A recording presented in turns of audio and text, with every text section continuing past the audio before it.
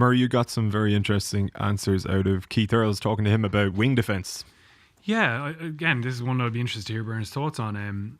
Because obviously the way the game has changed, there's pretty much 13 or 14 in every defensive line now at the moment. Everyone's got a really aggressive line speed. They've got numbers on their feet.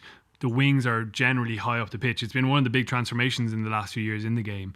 I can think back even relatively recently where you'd have a back three in the backfield nearly at all times, or at least working that pendulum. It kind of changed to 13+2, which I think Leinster still operate with two defenders in the backfield at all times, covering half of the pitch each generally. But Ireland now obviously leave their fullback back there on his own a lot of the time, and the wings have kind of got to read the decision making of the opposition halfback. So I asked Keith Earls about this. He was obviously very honest about the Johnny May try at the start. He said it was 100% his fault. I think he was probably selling himself a little bit short there, but just in terms of that decision making, he talked about Farrell, and he said it was getting to the stage where we were well able to read tens, but I think tens are starting to read us a lot better now, us being wings. He says, he goes on to say, it's massive for wingers now. We're trying to read body language. We're trying to close hard, also trying to stay back. It's all becoming a feel. It's not black and white anymore that I'm going to stay back because I'm a winger. We play high as a team, so I'm going to stay up. What about from your point of view, Bernard, as a coach? Like, I know every team has a different system, but it seems almost now, we used to always talk about the 13 being the most difficult place to defend. Yeah. A winger now, it's really difficult. Yeah, wings has changed, particularly the Irish system. So I think the different, you mentioned Leinster playing at 13-2. Effectively Ireland, a lot of time of the weekend there were 14 in the front line and one in the backfield, which it was the perfect storm for England, and Robbie Henshaw was the worst case scenario for him. That's particularly because Earls got knocked early, so I think his mobility was affected.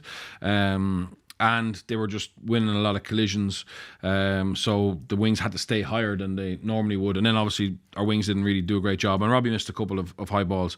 The way it is with Ireland is that our wings are expected to cover in behind and up high, and a lot of it's trying to read body languages, as he said, not just for the pass that Owen Farrell threw. A lot of it's for crossfield kick options. So effectively, you're trying to bluff the opposition that you have that spacing behind covered, which means that they obviously play to hand, and then you're high and you can shut it down. I think it's incredibly hard. I think 13 for sure it's a lot easier for 13 now because wings are high anyway. So before, the reason it was hard for 13s was because the wing was off, and you had to basically micromanage the attack until he arrived. And because he was arriving late, it was always a harder tackle for you and him. But by them being planted up there now, in other teams, being up high constantly, it does make it easier for 13. And then it's the 14 or the 11 who has to make that read, whether to come in, which Keith tried to do. Keith comes in, gets that ball, it's an intercept. It's the greatest, we saw last year. It's the greatest read of all time.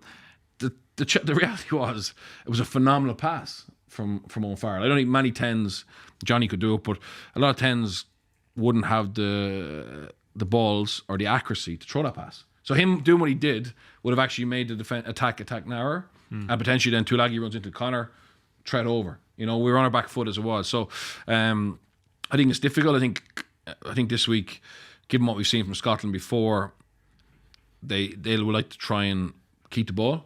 So our wings will have it won't be easy for them, but their decision making will be around tackling the ball carrier rather than covering that spacing behind. And I think Rob, and this is why Rob is so good, and why people don't maybe appreciate, he's so integral to what we do, is that his ability to actually read the 9, read the 10, if there's a kick in 13, and basically he pulls his wings on a piece of string.